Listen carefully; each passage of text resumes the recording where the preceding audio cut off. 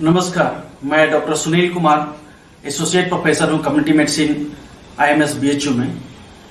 कल संवत 2078 की नागपंचमी है।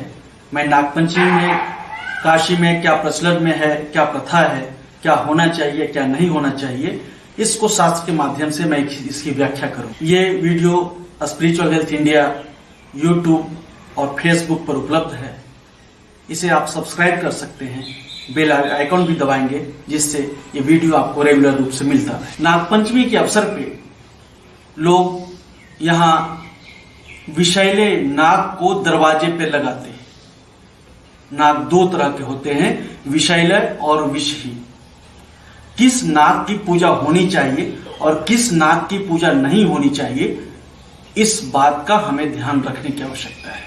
हमारा शास्त्र क्या कहता है, एक छोटा सा प्रमाण है। शास्त्र में बहुत सारे प्रमाण हैं, इन प्रमाणों में से एक छोटा सा प्रमाण जो ये नारद पुराण में, ये नारद पुराण है जो लिखी गई है पेज नंबर 44 पे।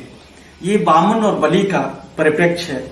उस संबंध में ये नारद जी शनक ऋषि से बात कर रहे हैं। वो क्या कहते हैं, मुने रसातल तो सर्पों के भय से परिपूर्ण भयंकर स्थान है। वहां भगवान महाविष्णु ने विरोचन पुत्र बलि के लिए भोजन आदि की क्या व्यवस्था की। यहाँ क्या कर रहे हैं, रसातल तो सर्पों के भय से परिपूर्ण भयंकर स्थान है। रसातल एक अधम लोक है। तो रसातल में, पाताल में भयंकर और जहरीले सांप होते हैं। विषहीन सांप जिससे मुख्य रूप से अजगर होते हैं, कहते हैं कि शेष नाग होते हैं। उनका वास कहाँ है, वो ब्रह्म के साथ है। वो रसातल में, पाताल में नहीं। यहां विष्णु के साथ की ये बात है। शिव के साथ श्रावण मास में विषैले पदार्थ अर्पित किए जाते हैं शिव जी को। विषैले फूल चढ़ाए जाते हैं, विषैले फल दिए जाते हैं। कहा जाता है कि शंकर जी को विष प्रिय, विष चढ़ाया जाता है। इस बात को लोग भूल जाते हैं कि शंकर भगवान ने विष कब पिया था, और उनके नाम पे स्वयं भी विष पान करते हैं। शंकर भगवान ने विष कब पिया था, धरती से समुद्र मंथन के बाद जो विष निकला था, उस विष को पिया था, हलाहल विष को पिया था। क्या शंकर भगवान को विष दहेज में मिला था? क्या हिमालय या गिरिराज ने, उनके ससुर जी ने, या उनकी सास मैना देवी ने उन्हें दहेज में दिया था, या पार्वती जी अपने साथ लेकर आई थी? तो जब हम रुद्राभिषेक करते हैं तो शिव और पार्वती की युग्म की स्थिति है। इस युग्म की स्थिति में हम जहरीले पदार्थ उनको अर्पित करें या उन पर फेंकें, ये ऐसा बिल्कुल नहीं होना चाहिए। इसलिए मैं कहता हूं कि अर्थ का अनर्थ लगाना नहीं चाहिए।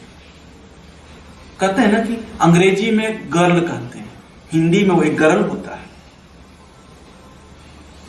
इसलिए कन्याओं को तो खासकर कोई भी विषैला पदार्थ ईश्वर को अर्पित नहीं करना चाहिए। क्यों? क्योंकि कहा गया है जो अर्पित करेंगे वही वापस मिलेगा। इसलिए द्वार पे भी कोई भी विषैला जीव जंतु न रखना चाहिए, न फोटो लगाना चाहिए। क्यों? इससे मति भ्रष्ट होती है और वो जीव द्वारकाधीश बनने लगता है। इस बात का ध्यान रखना चाहिए कि कृष्ण द्वारकाधीश ने विषैले नाग, कलिए नाग को नाथा था, हटाया था, न कि द्वार पे लगाया था, न कि जनता को दिया था। इसी तरह से वासुकीनाथ का रोल है समुद्र मंथन के समय। तो हम लोग द्वार पे शेषनाग लगा सकते हैं, वासुकीनाथ लगा सकते हैं, न कि गेहूं, न कि करैत, न कि जहरीले नाग। ये क्या है, नाग जहरीले लगाए जा रहे हैं। बंगाल में कहते हैं बीच में क्या है, नग है या नाग है। बंगाल में पहले और हमारे तरफ मिथिला में, दो जगहों पे, बंगाल में और मिथिला में शक्ति पूजा की प्रथा थी, अभी भी तथाकथित है। तीन शक्ति की पूजा जब सही पूजा थी, तो बंगाल और मिथिला से अध्यात्म में विलोप आ गया है, खासकर बंगाल से। पर वर्तमान में क्या स्थिति है? हर घर में डायन विद्या है। क्यों? हर घर में बिल्ली पाल रखा है, भेड़ बकरी पाल रखा है, कुत्ता बिल्ली पाल रखा है, भैंस पाल रखा है। तो ये डायन विद्या चल रही है। तो बंगाल में नग है तो कोई रत्न ना होके रतन टाटा चले और बांग्लादेश बना। मिथिला में क्या हुआ? वहां भी खूब डायन विद्या चली। तो क्या हुआ?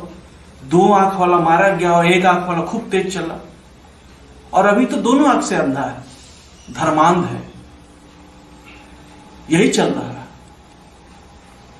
इसलिए ईश्वर को कोई भी विषैला पदार्थ, गंदी चीज अर्पित न करें। विषैला फूल जैसे मदार, अकवन भी कहते हैं, वो अकवन का दूध लगाने से अंधा हो जाता है, आंख से अंधा हो जाता है। धतूरा, गांजा, भांग, ये सब अर्पित न करें। कहते हैं ना, भगवान शंकर को सफेद फूल प्रिय है, तो फिर बेला क्यों नहीं चढ़ाते? सुगंधित भी है और सफेद भी है। यही हाल है बंगलुरु में। बंगलुरु में भी बीच में नग है। बंगलुरु मेरा आना जाना बहुत कम होता है, इसलिए वहां सामाजिक परिवेश और परिस्थिति क्या है मुझे ज्यादा गहराई से पता नहीं है। लेकिन फिर भी कर्नाटका में कोरोना तो चला। यदि कोरोना चला तो दोष तो होगा ही, आर्ट ऑफ लिविंग और लविंग में डिफेक्ट तो होगा ही। सद या सत्य के जगह पे शूडो चल ही रहा होगा। यदि ये कोरोना चला तो ऐसा होगा, यदि ऐसा हुआ तो ऐसा होगा, तभी ऐसा हुआ। ये अटल सत्य है। इसीलिए मैं कहता हूं कि ईश्वर को तमाशा नहीं बनाना चाहिए। ईश्वर के साथ सच्ची भक्ति होनी चाहिए, दिखावा नहीं होनी चाहिए, बनावटीपन नहीं होनी चाहिए। काशी में भी क्या हुआ? शिव तांडव स्तोत्र का समवेत गायन हुआ। फिर क्या हुआ? कोरोना की मौत का तांडव शुरू हो गया। ये शिव तांडव स्तोत्र रावण रचित था, तुलसीदास रचित नहीं, वेद व्यास रचित नहीं, आदि शंकराचार्य रचित नहीं। कुछ लोग क्या, ज्यादातर ब्राह्मण रावण को ब्राह्मण समझते हैं, और ज्यादातर क्षत्रिय सहस्त्रबाहु अर्जुन को, कार्तवीर अर्जुन को क्षत्रिय समझते हैं। एक्सक्लूजन क्राइटेरिया है ही नहीं। और पहले से काशी के घर घर में गेहूं के फन पे कृष्ण का फोटो लगा हुआ था ही। इसलिए ये कलह, क्लेश, मौत, अकाल मृत्यु से बचने के लिए मेरा आपसे अनुरोध है कि मैंने जो सुझाव दिए हैं उस पर क्रियान्वयन की आवश्यकता है। वीडियो बंद करने से पहले एक बहुत ही सुंदर मैथिल भजन है, जिसको सुने और समझें। कखन हरब दुख मोर हे दीनानाथ, कखन हरब दुख मोर।